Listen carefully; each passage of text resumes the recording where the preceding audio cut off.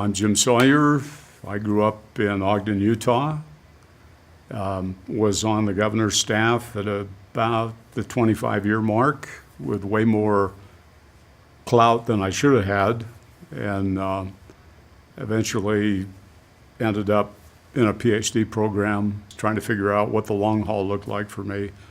Got an economics degree at the University of Utah in what is not only neoclassical economics, but Marxist economics. So Utah is one of about a half a dozen places where you go to also study Marxism as well as standard economics. Came out of there, had a few different job options, but chose to go to West Virginia University.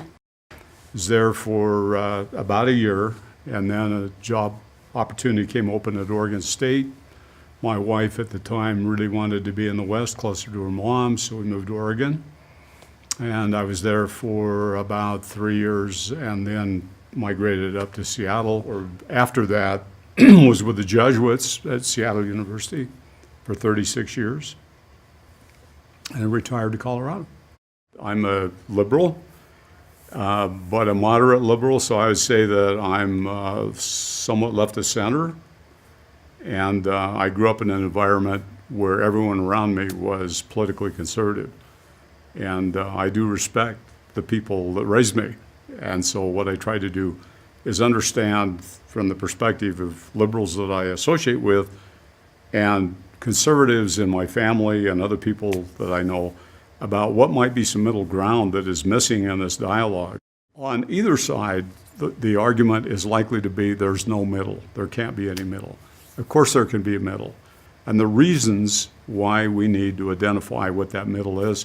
And there are a couple of theoretical problems that really haven't been investigated appropriately, haven't been fleshed out, if you will, and that's where my work comes in, an attempt to flesh out a couple of these problems that really steer in the direction of fraud. It's like, how do you get into real America and provide a theory-based narrative that is totally real, that has been ignored, that speaks to some of these needs, even at the time that no one's going to provide any space for anybody to operate in the middle. So much of what we do now is driven by economists that may have had some great ideas 200 years ago about how the world worked then, but some of their ideas now may need to be qualified dramatically by the context in which we're operating.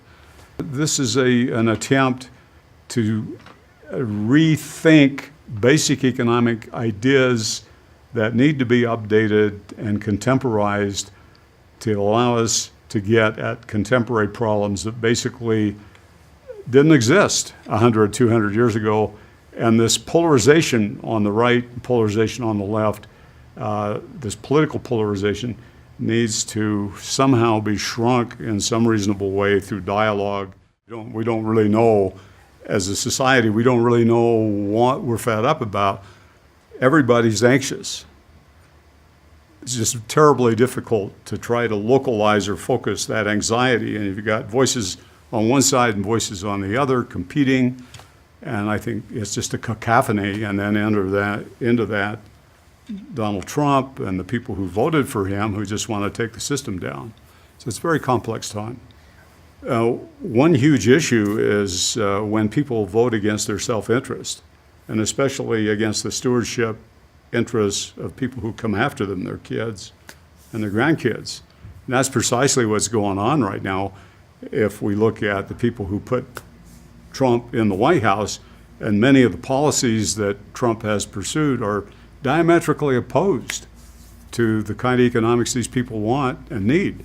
But it's just like wandering in the wilderness. So what do we do next? Well, Trump is our best option. I think the continued filling is, because what we got to do is somehow we got to drain the swamp, whatever that is. And there's so much anger because of all of the polarization that's gone on, especially in right-wing media. People just kind of running around like zombies. This farce, what is it? Whatever it is an attempt to get at that American middle in a way that makes humorous where we are, and does it at a time when people are saying everything seems to be farce.